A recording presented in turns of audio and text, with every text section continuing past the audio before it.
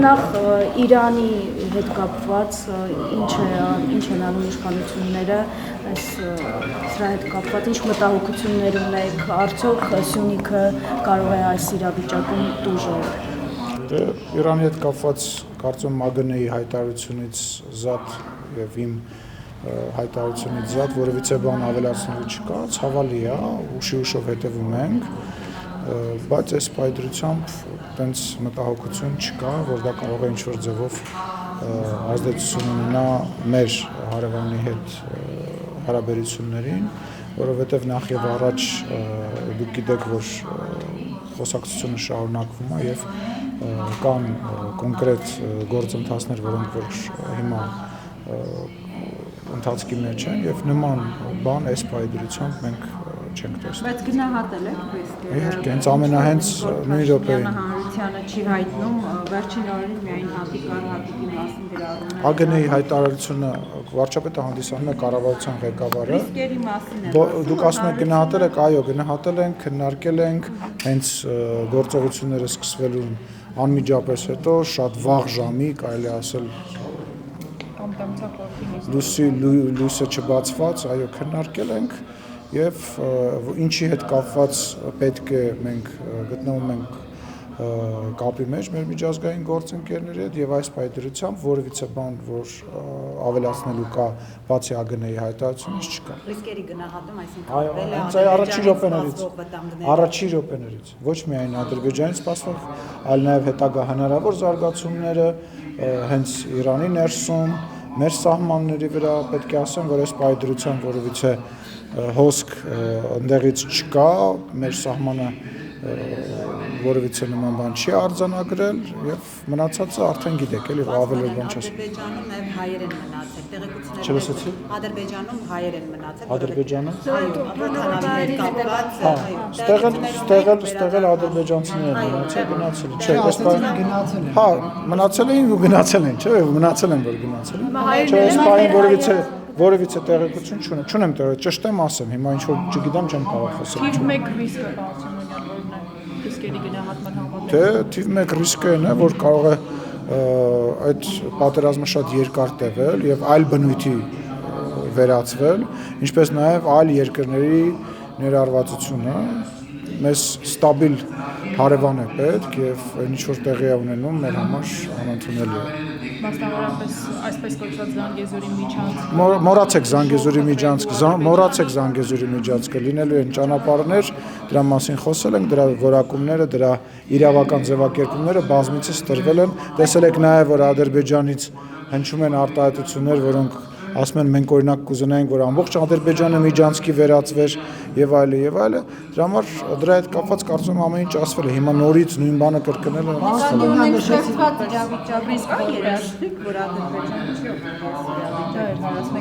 Լուսինե ջան, ես քաղաքական առումով եմ ասում մոռացեք եւ ռազմական առումով էլ արդեն ռազմական գերատեսչության ղեկավարը կպատասխանի, այդ խոսակցությունը փակված է եւ այդ խոսակցությանը վերադարձ ոչ այն ժամանակ ա եղել, ոչ հիմա կա, ոչ էլ ապագայում կարա լինի, դրա հետ կապված իրանք հայտարարություն են արել, մենք մեր դիրքորոշումը ասել ենք, իրանք զարմանքով են մոտեցել, Ադրբեջանի նախագահը ասել է ես զարմանում եմ ընդհանրապես դուք ինչի եք դրանից այդպես վատ վերաբերում, Ադրբեջանի պաշտոնյան, որը որ զբաղվում է իրենց արտաքին քաղաքականությամբ եւ հանդիսանում է իրենց նախագահի խորհրդականը ասել է որ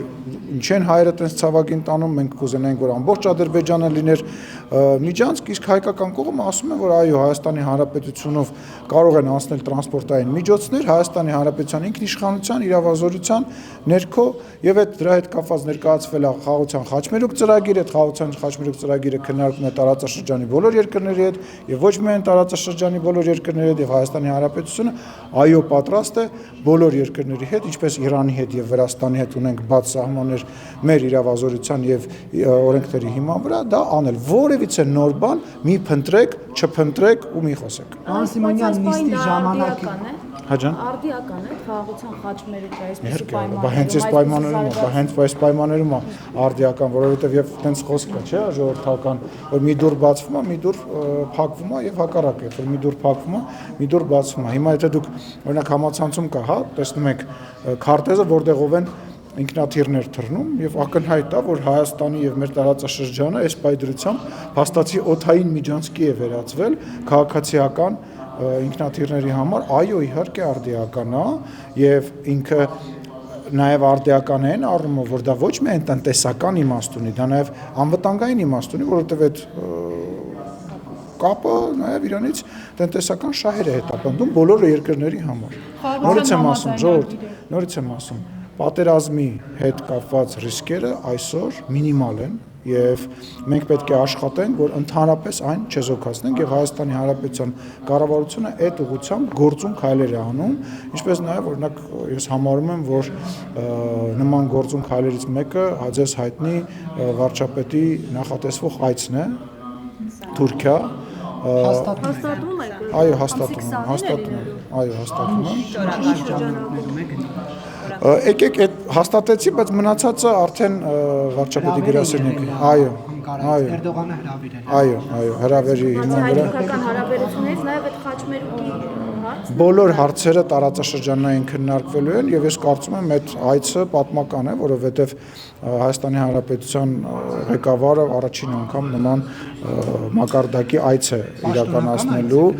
Լսեք, ես հիմա դժվարանում եմ անունը ասել, պաշտոնական աշխատանքային է, բայց որ դա երկկողմ այց է եւ հրավեր է արվել նախագահի կողմից եւ հենց այդ ֆորմատով է լինելու, այո։ Իսկ ակնկալիքը հայ-թուրքական հարաբերությունների Հիմա չլսեցի ոչ մի։ Ակնկալիքը այդ հանդիպումից, ամսի 20-ին ասած։ Ակնկալիքը այդ հանդիպումից հայ-թուրքական հարաբերություններին է վերաբերվում, թե նաև հայ-ադրբեջանականում հնարավորություններ լինել։ Բոլոր հնարավոր։ Տեսեք, բոլոր հնարավոր հարցերին, որոնք որ հնարավոր կլինի քննարկել, այդ հարցերը կքննարկեն։ Ոչ մի արտառոց բան այս պայի դրությամբ չեմ կարող ասել, որովհետև չեմ բացառում որևիցե քննարկում։ Իսկ կարող ենք ենթադրել, որ Թուրքիան ուզում է միջնորդ լինել այս Ինչի մեջ միջնորդ լինել։ հայ-ադրբեջանական հարաբերությունների։ Չեմ կարծում, որ նման գնահատականներ տալը ճիշտ է։ Ես կարծում եմ, որ Հայաստանը եւ Ադրբեջանը որևիցե մի երկրի, նույնիսկ ոչ տարածաշրջանային երկրի աջակցությամբ կամ որևիցե մի մայրաքաղաքում, եթե խաղաղության պայմանագիր ստորագրեն, դա կլինի բոլորի շահերից, բայց ինչպես տեսակ, խաղաղության պայմանագիրը Ադրբեջանը եւ Հայաստանը ավարտին հասցրեցին միասնական եւ երկու կողմը կորոշեն, էլի, երբ որ դրա ժամանակը գա, թե որտեղ կկնքեն, ինչ միջնորդություն կլինի միջնորդություն, թե ընդհանրապես միջնորդության կարիք չի լինի, թե այլ ֆորմատ կլինի, որտեղ դիվանագիտական բանում տարբեր ֆորմատներ գոյություն ունեն եւ ես չեմ բացառում, որ այլ ֆորմատների քննարկում նույնպես տեղի կունենա եւ ինչ որ մի ֆորմատ կընտրվի։ Այսինքն կարող ենք ենթադրել, որ մոտ են խաղաղության պայմանագրի։ Չգիտեմ։ Ինչ կազմով է Չգիտեմ։ Բացմանի համատահոգություն կան դիմադի դաշտից, որը երբ որ Դուք մեկ եք տեղափոխվում։ չէ, բարձրացած Սոլիդարություն։ Պարոն Սիմոնյան, մտահոգություն կան դիմադիր դաշտից, որ երբ որ Նիկոլ Փաշինյանը Թուրքիա է գնում, այդ ընթացքում հնարավոր է նա որոշակի առաջարկներ, պահանջներ Թուրքիայից դրվի Հայաստանի առջև։ Դուք հերքում եք, որ Թուրքիան կարող է ինչ-որ բան առաջարկել եւ Հայաստանը կատարել։ Նախապայմաններ անդադար եւ Չգիտեմ ինչ եք հարցնում ուզում հասկանալ։ Այսօր Փարիզ է գնում կամ Վաշինգտոն է կամ Մոսկվա է գնում կամ ինչ-որ մի ասենք ինչ-որ մի հատ ուրիշ երկրի ղեկավար է գալիս։ Մի տեսակ բան լսեք, մեր ընդդիմությունը շատ թույլ ընդդիմություն է քաղաքականապես եւ քաղաքականությունից շատ հեռու է։ Իրանք նոր են սովորում քաղաքականությունը ինչ է, որտեղ իրենք իրենց ժամանակին քաղաքականություն չի եղել է մեկ անձի հրամայական եւ տենց խաղի կանոններ։ Իրանք նոր են սովորում ընդդիմություն լինել եւ ես ներողություն եմ խնդրում, բայց ես քաղաքագիտության հարցեր դասավանդելով, քաղաքագիտություն դասավանդելով չեմ զբաղվել։ Թող գնան պարապեն, ասելիք ձևավորեն, գան հետներս բանավիճ են։ Այդ բանավեճի վայրը այստեղ է, որտեղ իրանք չեն գալիս։ Թող կան բանավեճի։ Ճանապարհի արդյունքում կարող է եւ Լսեք, ինչ կարող է այդ հարցը դրվի, իսկ կարող է մեծ նվերներ տա, իսկ կարող է Փաշինյան նվերներ տա, կարող է մի բաժան, այդ ինչ խոսակցություն։ Բայց իրանք ուղիղ իրանք պաշտոնյաները խոսում են, չէ՞, մամուլով խոսում են, կամ ձեզ համար նախապայմանները նորություն են։ Իսկ մեր պաշտոնյաները չեն խոսում։ Ինչ են խոսում։ Մենք մեր դիրքորոշումը չենք Այսքան ասում։ ժամանակ ինչ ուզել եք տվել եք։ Զանգեզուրի Միջանցքի մասին նոր։ Դրանք ասում են անուն ուզում եք միջանցք դրեք, ուզում եք ճանապարհ տվեք, մեկը տալու է։ Դե ձևակերպման խնդիր է։ Հիմա կարաս քաղաքական գործին ասես քաղաքական գործիչ, կարաս ասես, որ ինքը քաղաքական գործիչ չի, սկսնակ է։ Լրագրողին կարաս ասես, որ ինքը վարձու կիլլերը ինչ որ մեկից փող ա վերցնում, որ գա ես մի քաղաքական գործի սպանի, կարաս ասես, որ ինքը արեստավարժ է։ Այդ գիտես ինչ է, ճաշակի հարց է, բայց իրողությունը մնում է հետեւյալը։ Այն ինչ որ իրանք ասում էին, այն ինչ որ մեր լրատվամիջոցները հաճախ ասում են, հետո լույսը բացվում է, սկսում են բացատրել, թե ինչի, օրինակ այդ լուրջ լրատվամիջոցի ասած իրականություն չդարավ։ Բայց ոնց ստացվեց, որ պատերազմից հետո ասում էին, որ ինքը չի կարողանալու բանակցեց եւ 17 կետանոց խաղաղության պայմանագիր բերեց, որը երկկողմ է բոլոր կետերի մասով։ Նախ չի ստորագրվել եւ լավ։ Իսկ այն թղթի վերաբերյալ, որը վերաբերում էր սահմանագծման, սահմանազատման, ասում եք Ալիևը չի ստորագրելու, Ալիևը ստորագրեց այդ ասենք ոտք դրած են չի ստորագրել, Ես հասկանում եմ, հեսա կվերադառնանք սահմանազատման գործընթացին եւ ես հասկանում եմ, որ տենց մի հատ արտահայտություն կա հայտնի էլի, որ ասում եմ, որ մեկը ջրի վրայով քայլի, միշտ մեկը կգտնվի, որ կասի, հա, լողանալ հաստատ չգիտի դրա համար ջրի վրայով։ Այդ տրամաբանությամբ եք շատ։ Ինչ վերաբերում է սահմանազատման եւ սահմանագծման հետ կապված դա մեր մեծագույն հաջողություններից մեկն է, որտեղ որ մենք ֆիքսել ենք Հայաստանի Հանրապետության շարունակումը։ Սկող իշխանություն չեք ավելի շատ։ Լսի, 2020 թվականի նոյեմբերի 9-ից հետո ամենածայրահեղ եւ ամենավատ գնահատականներով էլ սկող, էլ պարտված, էլ դավաճան, էլ հողատու ինչ տեսակի բան ասեցին, չէ՞։ Տեսակ 2021 թվականին ով սկեց ու ով սկծրեց, ով միջև քոքը մաշվեց,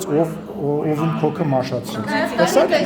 Ձեզ դատի է տվել Ռոբերտ Քոչարյանը ձեր դեմ դատական հայց է ներկայացրել։ Ես ինքան ուրախ եմ։ Եթե իմանայի, որ ասում եք որ Չէ, ոչ մեկ արժանի չի որ ծեծեն, նույնիսկ Ռոբերտ Քոչարյանը կամ իր տղան էս դահլիճում արժանի չի որ ծեծուտի, նույնիսկ լրագրողները արժանի չեն որ ծեծուտեն։ Դե ասենք Վահե Մակարյանը Ռոբերտ Քոչարյանի հարցին պատասխան, հետո Վահե Մակարյանի հարց, ինչը մոռանաս խնդրում։ Ռոբերտ Քոչարյանի ինձ դատի տալու մասով շատ ուրախ եմ, եթե իմանայի որ դատի տալու նույնիսկ պատրաստ էի, ես բանը վճարեի այդ գույքը հարկա, ինչա կոչվում այդ պետական турքը պատրաստ էի վճարել, բայց դե հիմա դիմել է 9 միլիոն դրամ փող ա ուզում ինձնից,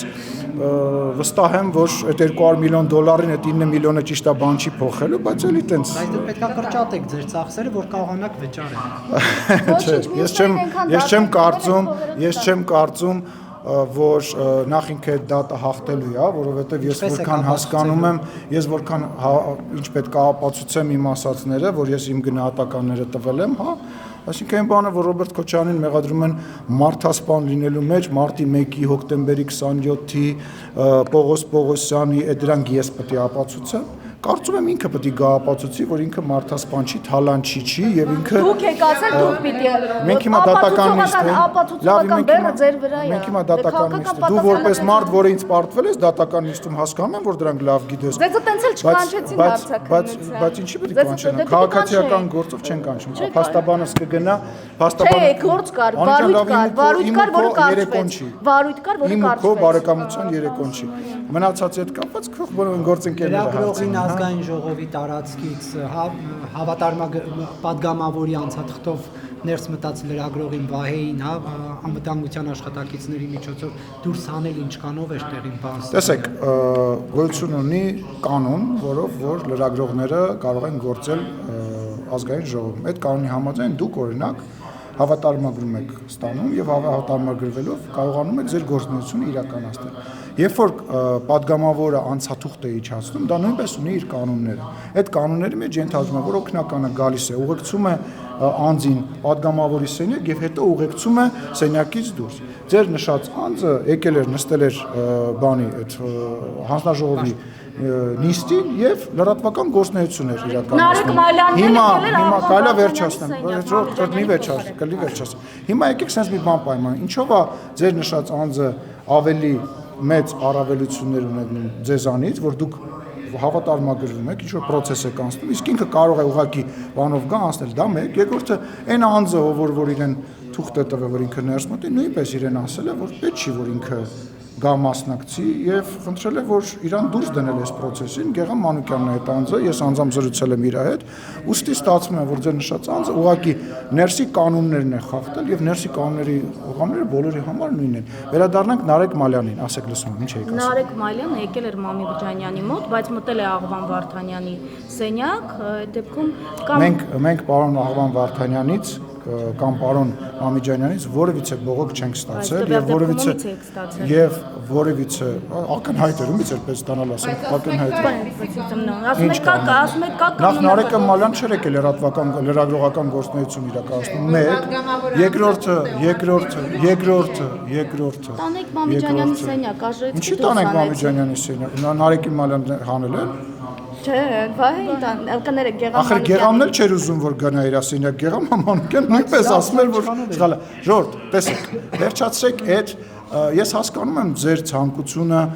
նախ գործընկերական առումով իրար աջակցելու, բայց եկեք ազնիվ եւ անկեղծ լինենք, հա, գոյություն ունեն կանոններ, բոլորի համար այդ կանոնները գործում է։ Հիմա դուք կարծում եք որ ճիշտ է, որ դուք օրինակ չհավատարմագրվեք, ինչ որ ծանոթ պատգամավոր ձեզ թուղթ տա, ու այդ մարդը գանաստի ընդհանրենք պաշտպանության հանձնաժողովից ռեպորտաժը, չէ, դա նորմալ չի։ Եթե դա նորմալ լինի, կանոնակարգը դա կներառ, եթե չի ներառ, ուրեմն դա նորմալ չէ։ Հիմա էլի չեք հավատարմագրել։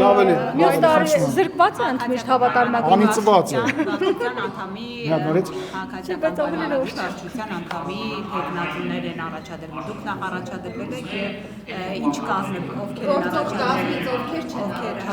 չեն լինի։ Կարծում եմ կոռեկտ չի, որ ես ասեմ, թե ով չի առաջադրվել։ Դուք առաջադրվել։ Ես առաջադրվել եմ, ես կարող եմ խոսել միայն իմ մասին, ես առաջադրվել եմ։ Դե թե խելը կազմը ընտրվի, չեմ կարող ձեր հարցին պատասխանել։ Կեղծ ոչ որևիցե բան չի կեղծվել, որևիցե բան չի կեղծվել, եղել են խնդիրներ, դրա համար եղել է վերահաշվարկ եւ պարոն Թորոսյանը, որի անունը դուք հիշատակեցիք, նույնպես վարչության անդամ է ընտրվել եւ այդ այսպես ասած արդյունքները ընդունել է, իսկ ինչ վերաբերվում է արդյունքներին կգնայեք, էլի դուք այնտեղ եկելնելու տեսախցիկ եք։ Չեմ կարող թիմը ասել։ Այո, կազմը կմեծանա, կանանց քվոտա ենք ավելացրել, որ կանայք ավելի շատ ներգրավված լինեն, էլի։ Դուք հավակնում եք վարչության նախագահի պաշտոնին։ Լսեք, անկեղծ չէ, որովհետեւ այդ աշխատանքը ինձ շատ է, էլի։ Ես չեմ ուզում։ Ես առանց այդ ծանրաբեռնված եմ, ինձ դժվար է հաճախ վարչության նիստերին մասնակցել։ Փաշինյանից բացի ոչ մեկ իրավունք չունի հավակնել այդ պաշտոնը։ Բայց մենք ստեղծման օրվանից առնվազն 3 այլ տեխնաց իշխանություն չէիք, Պապիկյանին մի պահ դրեցիք, հետո Նիկոլ Փաշինյանը վտանգներ տեսավ, այդ էլ վերցրեց իր ձեռքը։ Չէ, չեմ կարծում, որ նման մտահոգություն կա եւ նման մտահոգություններ երբևիցե եղել է։ Ես ձեզ ասել եմ, ձեր մտածելակերպը մեզ համեմատել մնացած կուսակցությունների հետ մի քիչ սխալ է, մենք շատ բաց ենք եւ Արայիկ Հարությունյանն ա եղել մեր առաջի կուսակցության վարչության նախագահ Սասուն Միքայելյանը, Սուրեն Պապիկյանը եւ ինչ տեխնատուներ են ունենում, ես ձեզ ասեմ, վարչապետը ինքն է հրաժարվել այն դեպքերում, երբ որ ինքը չի եղել, ինքն է հրաժարվել եւ այս անգամ էլ երբ որ ես եմ իրան առաջադրել որպես վարչության նախագահ, այս ընտրություններից հետո վարչության, որը որ ինքը դարավ, ես ակնկալում էի, որ էլի հրաժարվել է եւ դրա համար մի հատ երկար տեքստ ասի, բայց այս անգամ համաձայնեց, ես կարծում եմ այդ պատասխանատվությունը վերցնելը ճիշտ է։ Չգիտեմ, ինչը։ Նիկոլ Փաշինյանը։ Այո, իհարկե առաջադրել է։ Պարոն Սիմոնյան, ինչպես եք զավթելու Վեհարանը։ Լսի, երբևիցե դրա կարիքը չի եղել, որովհետև ակնհայտ է, Չէ, ես ձեզ ասեմ ավելի շատ մարդ առաջադրել։ Մինիմալ բանն է, ամառային դպրոցի 100 տեղի համար 700 դիմորդ ունեմ արդեն ես։ Էլի քաստինգով։ Այդ ինչ բան է։ Մտի ան Չէ։ Վեհարանը ինչպես եք պատրաստում զավթել։ Վեհարանը իշխանություններն ինչպես են զավթել։ Փաշինյանն է ասում է պիտի Վեհարանից հանել վեհին եւ հանձնախումբ ստեղծել, ընտրություններ կազմակերպել կաթողիկոսի, ինչպես եք զավթելու։ Եթե դուք հիմա գալիս եք իմ հետ հարցազրույց անելու, դուք ինչ-որ բան զավթում եք, ինչ ճնշում եք, նեղացնում եք։ Հիմա ձեզ շրջափակել ենք։ Ուզում եմ հասկանամ, հարցը ուզում ես արի սենց անենք, որպեսզի հասկանալի լինի մարդկանց, ովքեր որ դիտում են, որ դու տենց իբր անկողմնակալ ես եւ հարց ես տալի, որ ինֆորմացիա ստանաս, այլ ոչ թե հարանաց երբեք զավթել Հա, բայց եթե օրենքով ձեզ չի թույլատրվում, ուրեմն զավթել է, ինչ է, բա ինչ է։ Ինչ կարևոր զավթել է։ Հանձնախումբ եք ստեղծում։ Եկեղեցու ներքին գործերին եք խառնվում։ Եկեղեցին ունի հատուկ կարգավիճակ եւ սահմանությամբ սահմանված է որ ունի հատուկ կարգավիճակ եւ Հայաստանի Հանրապետությունը բնական է պետքա իմ նաեւ կարծիքով իր դերակատարում ունենա այդ կառույցի մեջ եւ դա մեր կարծիքն է, գիտես ինչ։ Սահմանադրություն եք խախտում։ Սահմանությունը գրած է որ մենք որևիցե կարծիք պետքա չունենանք, այդ դուք չեք կարող կաթողիկոսի ընտրությունները կազմակերպել, հանձնախումբ ստեղծել։ Սպասի, ես ինչ խումբ ուզենամ կարամ ստեղծել։ Այդ դուք կարաք 4-5 հոգով հավաքվեք, ասեք մենք 3 հոգով հավաքվում ենք, կամ մի հոգի ինտերնետա ձեռեն գնում, հայտարարում է որ ինքը լրագրող է։ Ես պետության բարձրաստիճան ներկայացուցիչ չեմ կարող ասել, որ ստեղ խնդիր կա եւ ես ուզում եմ պետությունը ուզում այդ խնդիրը անհարկի է, ձեր համեմատությունը անհարկի է։ Շատ կարեւոր է։ Այդ մենք միշտ մշտապես խոսացել ենք, որ այդ կառույցի հետ կապված բազմաթիվ խնդիրներ կան։ Այդ կառույցը հիմնված է հարգանքի վրա, այդ կառույցը հիմնված է հավատի վրա։ Հիմա դուք եկել եք ինձ հարցեր եք տալի։ Հիմա ես ներողություն եմ խնդրում ձեզանից եւ մի հարց ունեմ ձեզ։ Ռետորական հարց ունեմ ձեզ։ Արդյոք դուք ցենց համարցակ լրագրողներով, այսինքն խելացի լրագրողներով երբևիցե հարցրել եք կաթողիկոսին կամ որևիցե սրբազանին, այնուամենայնիվ երեխա ունի թե չունի։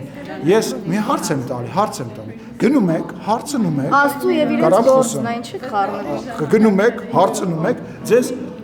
կներեք, ներողություն եմ խնդրում, լապշա են կախում եւ ասում են, գիտեք ինչ, այդ հարցերն են, որոնք չեն տրվում եւ արդյոք ու սկսում են կոսմոսից խոսալ։ Հիմա ասենց լավերով, լրատվական դաշտի, համարներով, խելացիներով, մի հատ խնդրում եմ ձեզ, կարող եք արդյոք այդ ինֆորմացիան բերել, ինձ պետք չի, ես գիտեմ որ ունի։ Եվ մեր հանրությանը ներկայացնել։ Բայց ով ասեց, որ դա հիմա հանրության համար գերակա հարց է։ Լսեք, եթե գերակա հարց չի, ուրեմն դա կմնա եւ կմարի, բայց այդ հարցը չի մարելու։ Ընդհակառակը 2018 թվականից սկսած այդ խնդրեմը մշտապես եղել կարամ խոսեմ Ամերիկա ընդհանրապես։ Այդ խնդրեմը մշտապես եղել է ու մշտապես իշխանությունը 2018 թվականից սկսված փորձել է դրան չանդրադառնալ։ Բայց այն ամեն ինչ ինչ որ կատարվում է հիմա, ժողովուրդ առնվազն պետք է Հայաստանի Հանրապետությունը, հայ ժողովուրդը ունենա նոր կաթողիկոս, ինչ որ չափանիշներին համապատասխանող։ Բայց իրանք իրար մեջից կընտրեն, ներողություն, քաղաքացիական պայմանագիր, լուսինե։ Դուք եք ասում եք հանձնախումբ են ձևավորում։ Պայմանագիր կուսակցության վարչությունում չի ընտրվել այդ կաթողիկոսը։ Այդ կաթողիկոսի չափանիշների, նոր կաթողիկոսի չափանիշների մասին գրված է հենց իրանց կանոնակարգերում։ Հանձնախումբը ով է ձևավորում։ Իրենք չեն։ Դուք հասկանում եք, իրանք խնդրեմը կայանում է նրանում, որ իրանց ընկալումը եւ այդ ընկալումը, որ իրանք ներշնչել են ձեզ ու որոշ որ մեր քաղաքացիներին, որ եկեղեցին իրանց բանն է, դուքյանն է, որ եկեղեցում իրանք կարող են անել ինչ ուզում են, ինչ հնարավոր է անել, բայց երբ որ գալիս ասում ես, գիտես ինչ, եղբայր, սա իմ հավատի, չընդհատես եւս, կվերջացնեմ ու երբևիցե քեզ հարցազրույց չեմ տա։ Երբ որ որևիցե մեկին չեմ տա, այդ կարգ ու կանոնը հերիք եղավ, ինձ ընդհատեք։ Լավ, մի ստացեք։ Ոնց բայց պիտի անեմ։ Ձեր դասատուն չեմ, որ ձեր դասատունները տենց չէի կանի։ Եվ յուրաքանչյուր հավատացյալ մարդու համար տհաճ է, որ մտնում ես միտեղ, որտեղից քեզնից փող են մուրում։ Ես նկատի չունեմ այն մարդկանց, ասեցի չընդհատես։ Երբ որ քեզնից գայս ասում են, դե երկչախմբին էլ 50,000 դրամ էլ պետք է երկչախմբին կա։ Կոնկրետ օրինակներ բերեք։ Նախ դուք ամբողջ եկեղեցին եք թիրախավորում։ Այստեղ միայն վեհապարի խնդիրը չի, կամ խոսեք կոնկրետ օրինակներով, օրինակ ես կոնկրետ բարձրաստիճան պաշտոնյա եմ։ Այո, բարձրաստիճան պաշտոնյա եք։ Տալիս դու Հայաստանի Հանրապետությունն ես թիրախավորում։ Դուք քաղաքական, դուք մի վարքյան, դուք քաղաքական պատասխանատվություն ստանձնած, դուք քաղաքական Դուք քաղաքական հավատի։ Այդ հարցով հոգևորականների հարցով թող զբաղվեն հոգևորականները։ Հիմա տեսեք, եթե դուք մի րոպե, եթե դուք օդում կախված լուրերով եք առաջնորդվում, մի րոպե, օդում կախված լուրերով դուք էլ ձեր տիկնոջը դավաճանում եք, նորմալ է տենց։ Եթե դա վերաբերվում է հավատին, եւ ես կուսակրոն ինչ որ մեկն եմ, այո, դա կարող է հանրության քննարկման հարց դառնալ։ Իհարկե, ինչ վերաբերում է կախված լուրեր կան, օրինակ, պարոն Սիմոնյան, եթե այդ մակարդակի եք իջեցնում, եթե զազրախոսությունների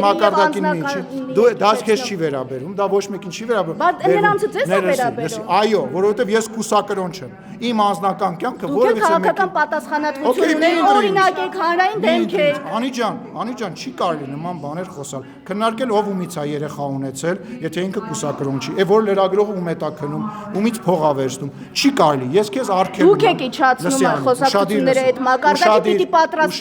պիտի պատրաստ լինեք նմանատիպ հարցադրումների։ Ես բոլոր հարցադրումներին պատրաստ եմ։ Բայց ես էլ հիմա մենք դարձնենք օրական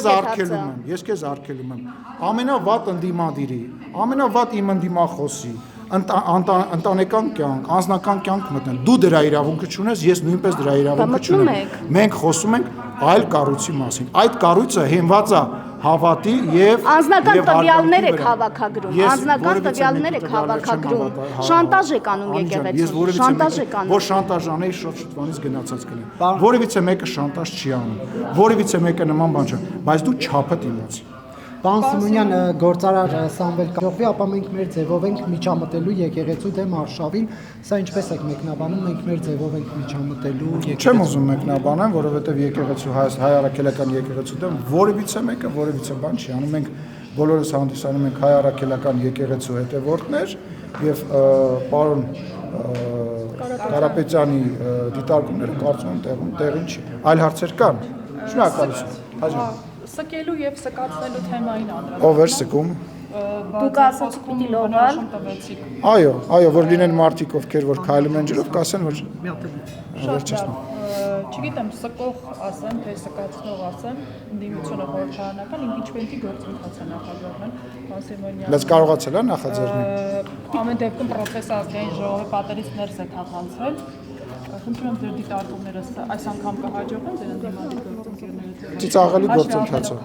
Ես զարմանում եմ Սերժ Սարգսյանը ոնց է այդ գործընթացին տենց սատարում եւ Ռոբերտ Քոչարյանը ոնց է ձևանում, որ իրանք այդ գործընթացին տենց այդ խաղը անկեղծ ասած տենց պոպկորնը ձեռներս նստած վայելում ենք, չենք հասկանում ինչի համար է այդ ամեն ինչը արվում եւ անկեղծ չեմ հասկանում, գիտեք ինչ, մեկ-մեկ նենց նստում մտածում ասում ես, լավ, բա ինչ վերջը, ինչ, այսինքն պլանը որն է, անկեղծ ասած ժամանցային բան է դարել։ Բայց հերթական անգամ հաշվի առնելով ուժերի հարաբերակցությունը ազգային ժողովում, ըստ ձեզ սա ինչ որ քաղաքական նպատակ հետապնդող գործընթաց է, թե գործընթաց է ուղղակի ընդդիմադիր ֆորմի մեջ։ Դե ո՞նց կարող քաղաքական նպատակ հետապնդի։ Ուզում հասկանամ այդ նպատակը որն է։ Իրանք ենթադրում են, որ ինչ որ ձայներ են հավաքի կամ ինչի է բերելու, ասենք իսկի դարից չեն գալի, նիստերի չեն գալիս, հիմա ընտրություններն 350 օր բան է մնացել մոտավորապես, հա, ուզում հասկանամ այդ ինչ է։ Կարող է վերջում այդ խաղի մասնակիցը դառնաք։ Անի ջան, սեփական չափանիշներով ես չափում, հերիք եղավ բոլոր հարցերի մեջ քո սեփական մտածելակերպը, լսի,